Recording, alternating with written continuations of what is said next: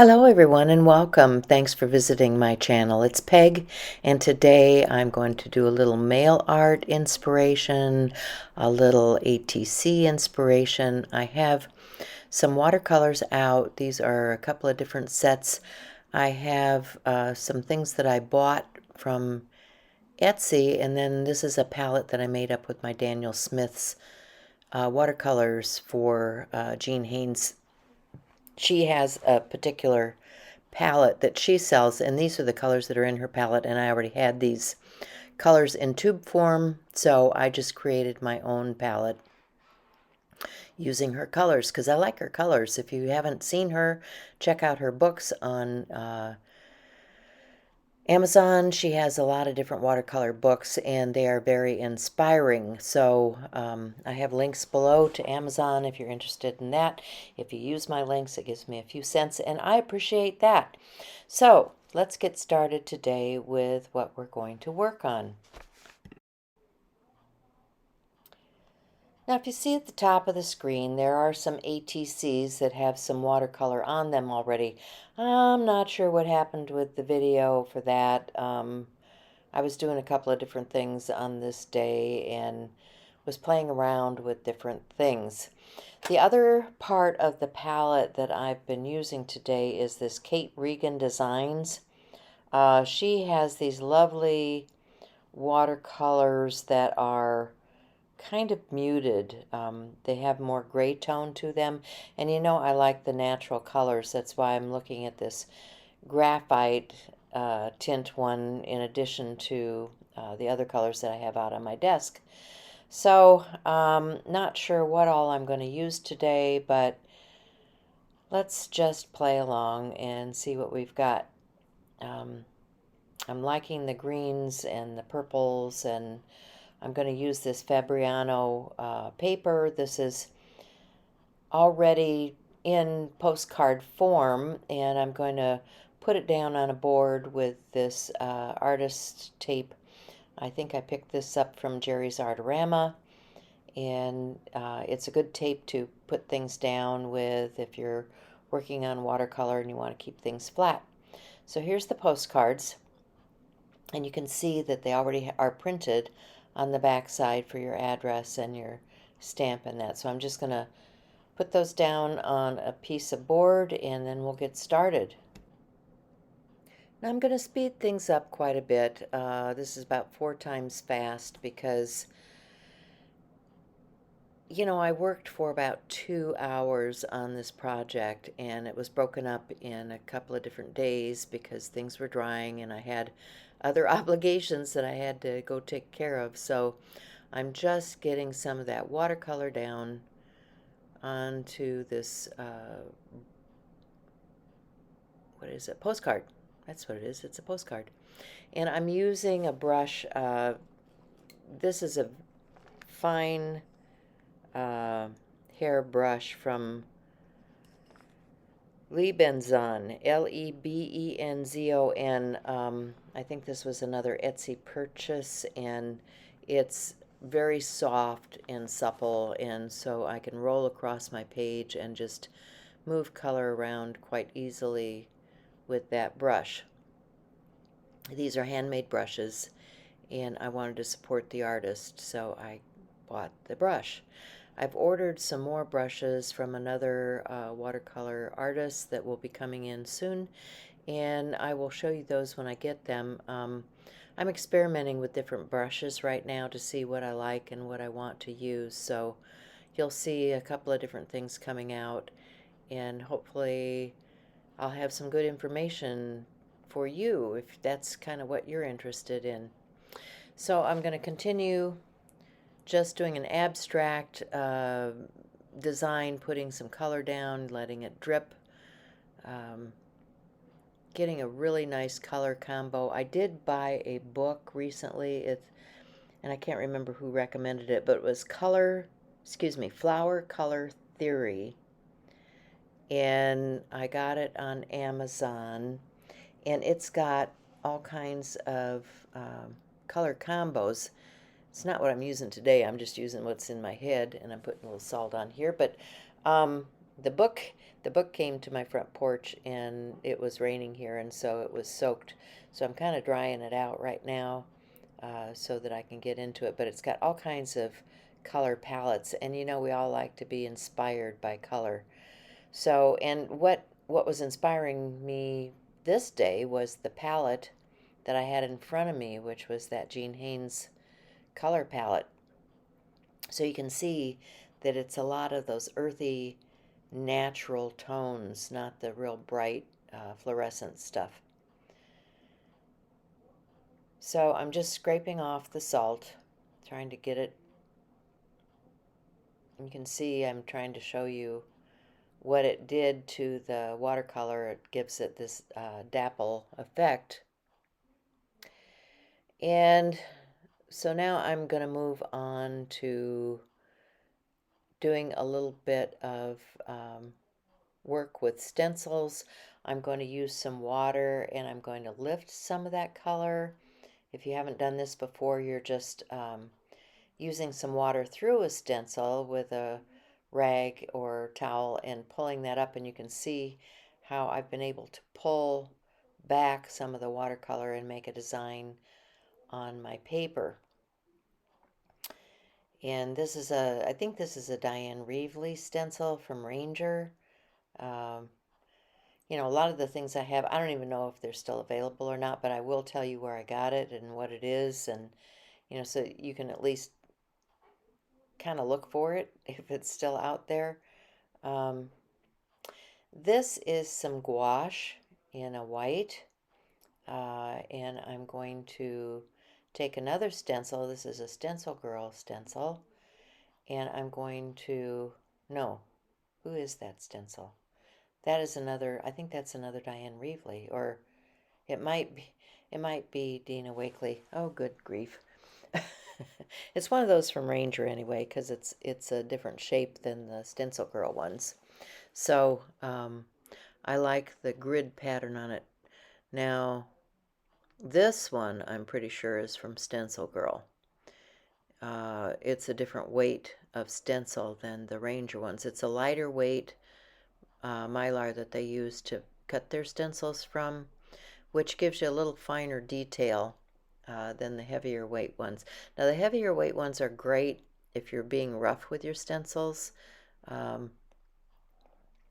but you know, if you're careful, you're not going to have issues with your stencils. And you can see the fine line detail that I'm getting using that Stencil Girl stencil and just a sponge applicator. Really like that. That's a lot of fun. So that was gouache and a stencil.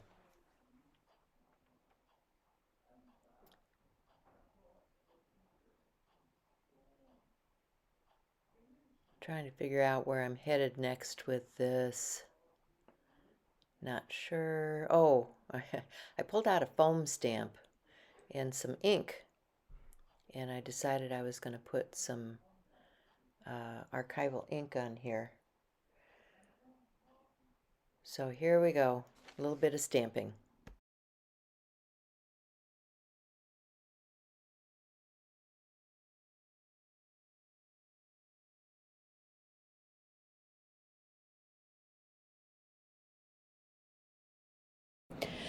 And there's another foam stamp. These are from KP.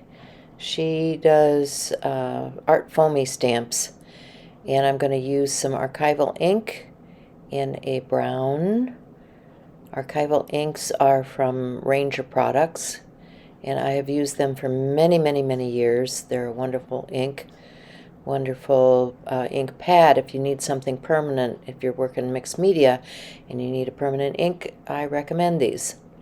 Come in a lot of different colors, and they're great to have in your stash. So I'm just using that foamy stamp to add some text onto my postcard. So next up, I want to use some ink, I think. I'm going to get a skewer and some ink and see if I can move that around on the page. Just haphazard randomly. You know, you don't have a lot of control with something like a skewer. It's just a bamboo piece of wood that they usually use to do for cooking, but I am using it as an art tool. So there I have some random mark making. Now I am going to get a brush. This is kind of a thin brush, more like a liner brush, and put some of that ink on with that brush. Just make some straight lines and rinse that out of my brush. And looks like I'm getting ready to take a peek at something here. Not sure where I'm headed yet. Oh yeah, more archival ink. This is a green archival ink and a stamp. These are blocks from Stampers Anonymous, I believe. And I've had these forever. I think they've come out with these on, you know, not on the wood block, but just in stamp sets now, because I've had these for probably 30 years, and I love Stampers Anonymous stamps. They're red rubber stamps. They stamp very well every time you use them. Great tools. So they have a number of different artists, and they're all wonderful artists. So no matter what your preference is, you can probably find something at Stampers Anonymous that is something you will like. So now I'm looking at a couple of different gold pens. I have this Crafters, what is it? Crafters.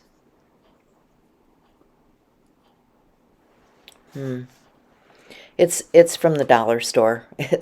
It's got a felt tip. It's not a wonderful gold, and so I don't use very much of it. But then I go for a Signal Uniball in a gold, and I like that better. It's got more sheen, more gold tone to it. So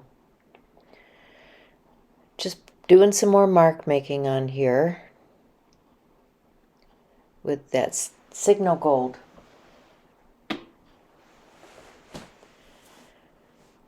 And that is pretty much it for the postcards, I think. I did a little bit of line work and, you know, not too much else. And then I started doing some doodling onto the ATCs that I had in front of me.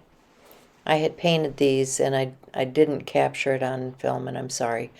But it's the same watercolors and things that I've been using on those postcards, and they've dried down now so that I can come back with some pens and do some work on top.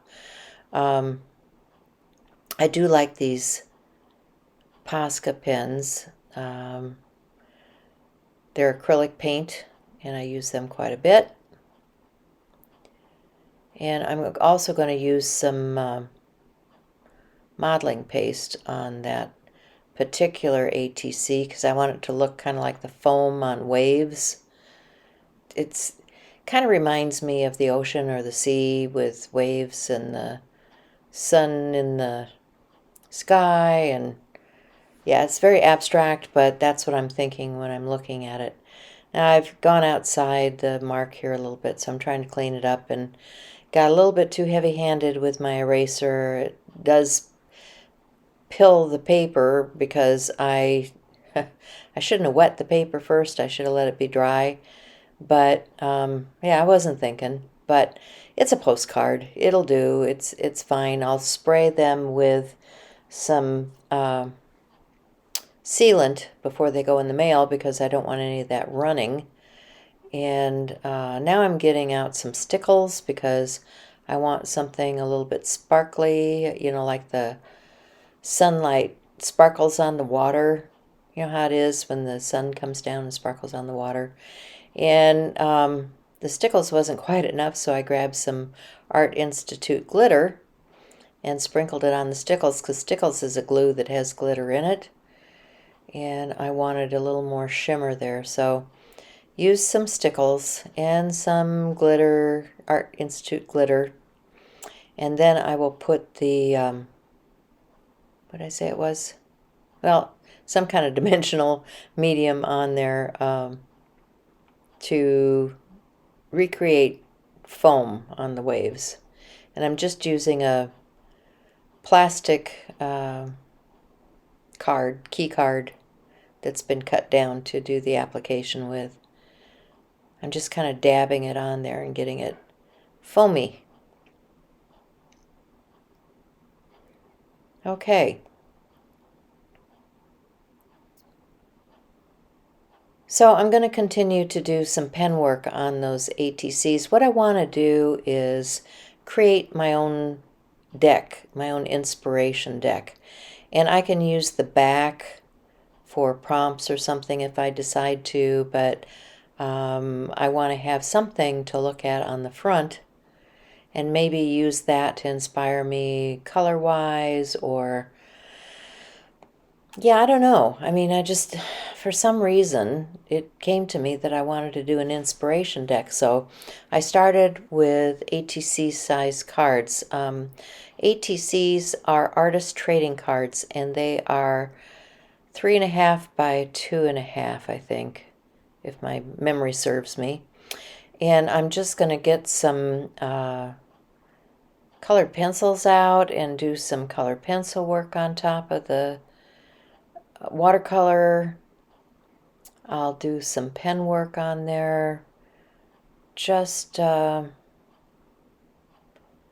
creating more layers on these ATCs. So my pencil breaks here. I don't know what it is about these particular pencils, but I have trouble with them. The barrels, the lead in the barrel does not seem to be the best. It seems to be broken, and so I always seem to be sharpening these colored pencils, which to me is kind of a nuisance, which is why I guess I don't use the colored pencils so often, because I don't like things to not work for me when I'm trying to use them. So I don't know if you guys have a really good quality colored pencil that you can recommend. Let me know, because I'm still seeking to find the best quality tools I can. Now these are some fat pencils from Lyra. They're a German-made pencil, and they have these iridescent or pearlized leads in them, and I find them really interesting. So I've had them for a long time. They last a very long time, and I can recommend them for you. So it seems I did have a little bit of footage from when I was making the ATCs. This is some Strathmore Bristol paper that I was using. Bristol is a very smooth paper and great to use if you're doing mixed media. If you want a real smooth surface, it's a nice one to have. And it's not terribly expensive. I get it in the big pads, and then I cut it down to the size that I want. I'm just rounding the corners on these cards that I have cut so that they are ready to go. And here's the book I was telling you about. You can see it's got all these colors and things in it. It is called Flower Color Theory, and you can find that on Amazon. This is another book that I have, which is Abstract Nature. And I was just, I was looking at some books for inspiration, and yeah, I don't know. I just had these out on my desk. So now I'm going to get out my Inktense. That's what I started with on these cards, was the Inktense blocks. And I'm using it like watercolor. Now, Inktense, when it dries down, is going to be permanent because it's an ink and it's not watercolor. So that's one of the things I like about it. Plus, it is a very intense color. So you can scribble with it, you can use it just out of the box the way it is, or you can watercolor. So I'm going to go ahead and get some color down on these cards, and you'll see how I created the backgrounds for the cards that we end up finishing. And now I have, this is a koi set. It's is it a Renaissance? It's not their standard set. It's a different color set, and I like it better than their standard set of colors. It has more muted tones, like I told you I like. So I'm grabbing some of those to do these cards with. Okay, so I was completely wrong on that. That is Kuretake Gansai Tambi Art Nouveau watercolors that I'm using. I have taken these Inktense blocks out of their regular tray because the tray was huge, and I had these other tins, and so I've just transferred the blocks into these other tins so that it's more manageable on my desktop, because my desk isn't really that big. So now you can see those Gansai Tambi Art Nouveau colors, and I'm using it on this particular card. I tell you, some days my brain is not engaged.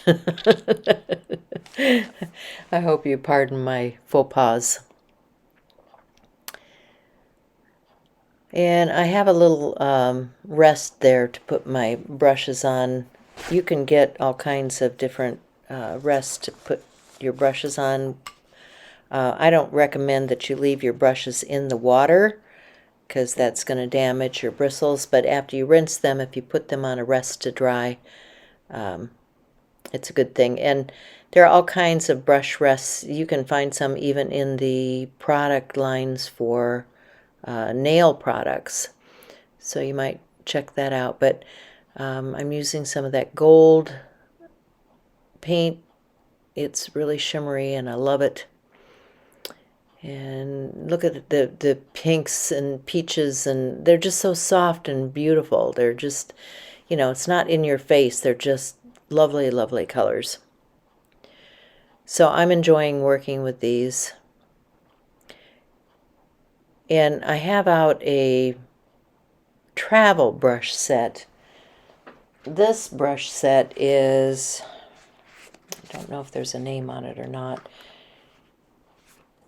I don't know that there is a name on it. It's a set that I got from Amazon. It has 3 different size brushes in it. They're just rounds, and they store in a nice leather case. And I like them because they're weighted. The end of the brush has a nice feel to it. So yeah, like I said, I like to try different brushes. So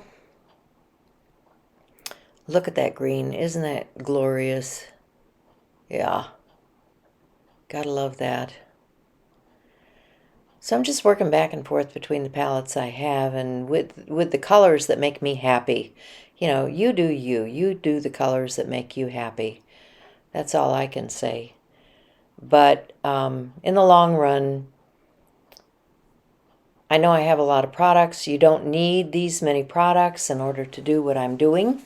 You can just pick a palette that has the colors that you like. Like, I started out with that palette from Jean that I liked, that, I made up from my Daniel Smith watercolors. You can do that. You can make your own palettes. You can buy tubes of paint to start out with, and just, use the colors that you want. Get some half pans or some full pans and put your colors in there and make yourself a set. So I'm done with my applications. I hope you enjoyed this, and I hope you come over to Art Joy Sharing Facebook group and show me what you're working on today. Thanks, everybody. Remember to be kind, love one another, and I will see you again real soon. Bye for now.